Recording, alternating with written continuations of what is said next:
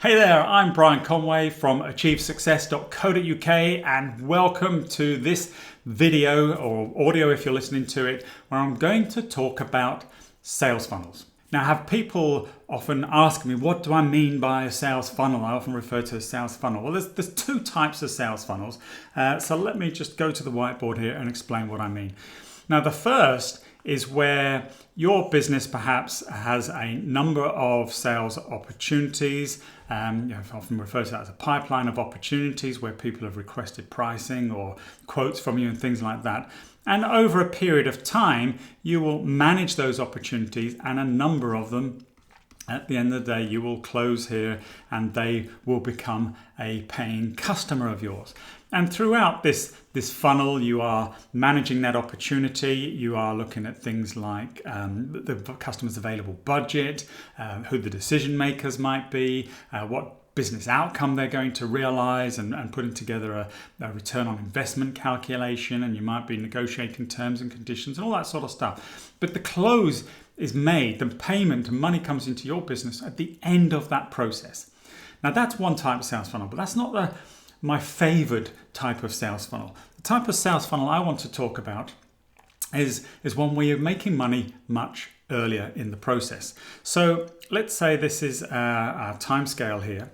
And as an example, just so everybody who's watching this, no matter what type of business you might be in, just so you understand, I'm going to use one of these subscription services. They're becoming more and more popular today, whether it's razor blades or boxes of vegetables or even animal food now. So let's take dog food as an example. So in this example, the first thing that's going to happen quite often is that they'll give a free sample or a month's free trial or whatever it might be to get you to enter this sales process. And that's what I'm referring to when I talk about funnel baits. It's kind of what is that thing that will attract them to actually try your products or services and reassure them and give them confidence that it's a good product and maybe it is worth considering buying. The next thing you would do, so that'd be the first step of the funnel. The second thing you would to do would then be to make an offer of some sort. So you may say, so what we'll do now is we'll give you 13 months for the price of 12. So if you stick with us for 12 months, you get a free month, for example, something like that. So customer signs up, and let's say they sign up for £10 a month to have dog food delivered to their house. And that offer was the thing that tipped them over the edge to compel them to take action. So now step 3 is they are a paying subscriber. So if we think over time, obviously their value to this company as a business is going to be over those 12 months is going to be £120. Okay, now, so I said, as each month of value is going up, and you can see this almost like an inverse funnel now, where you're getting a percentage of people sticking with them and increasing and continuing to keep paying. So a funnel, though, doesn't accept that single payment. What it now does is it starts to upsell and cross-sell. So what you do perhaps is you have a predefined time, let's say 3 months, where you make another offer. Okay, and that offer might be for, let's say, treats. So in month 3, you put in some free treats, so they get to sample them. So that's the bait for this particular offer. And then you make them a deal or an offer and say, but normally we would charge £20 per month for a subscription to the dog treat package, but if you add it to your existing package, we'll only charge you £10 a month. So it's 50% discount for loyal customers only, and all that sort of good stuff. So you're creating these offers and bits of bait to attract them into buying more things. So let's say now they start to pay 20%. From month 4, they start to pay £20 a month. So that's an extra £80 that they are now going to spend over the year with this company. So the lifetime value of the customer is £200. Now let's say at month 6, you might send them another piece of bait, perhaps a free jacket for their dog for the winter. And you make another offer that says if you like that jacket, you could also buy 2 more at a huge discount. And these jackets are normally £95 each, but you can get 2 today for £60, something like that. So you add another £60 sort of order. So now your value over the year has gone up to £260. Perhaps in month 9, you make another offer, you put in some free cat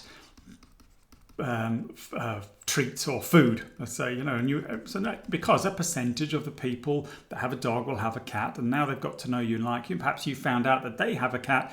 You send out some free cat treats or cat food, then they sign up and maybe take their average order in month 9 up to £30 per month, adding another £30 to our overall annual fee, so we're at £290. And maybe at the end of the year, so that's food, you do the old cat treats as well, and maybe that adds another £10, and then you do a cat jacket as well, some apparel for the cat as well. Excuse me.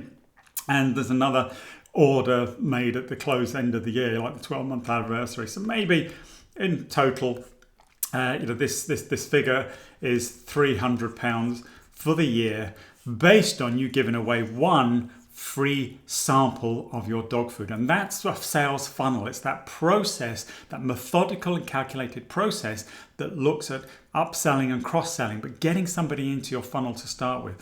So let's say, that first free month would have cost £10. So maybe wholesale £5. So the profit on that £5 investment is, or the turnover from that £5 investment is £300, and therefore the kind of profit taken, not including kind of the cost of the dog food and everything at this stage, but you're £295.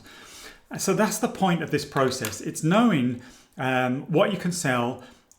As I said, putting into a structured series of offers and bait to attract people to try and take more of the product or services that you offer, and therefore increase the average order value or the lifetime, therefore, value of each of those clients to your business. Now, many of you may not sell multiple products and be able to do this in this instance, but throughout this funnel, it may be that you take one of your services and you break it down. So I work a lot with architects, and architects can quite easily take some of their services, even or parts of a service. So if you're going for planning consent, instead of just charging somebody 1 fee, you can break the process down into its component parts and perhaps just charge for each part, increasing the value each time and drawing somebody further into the your business and the funnel and investing more with you. Loose example, but there's usually a way of segmenting the things that you sell. Or if you don't sell anything other than just one product, sometimes this funnel could be about getting referrals. So perhaps month 3, you ask for some referrals and you give somebody a discount or a special offer or something if they give you 2 names that become customers.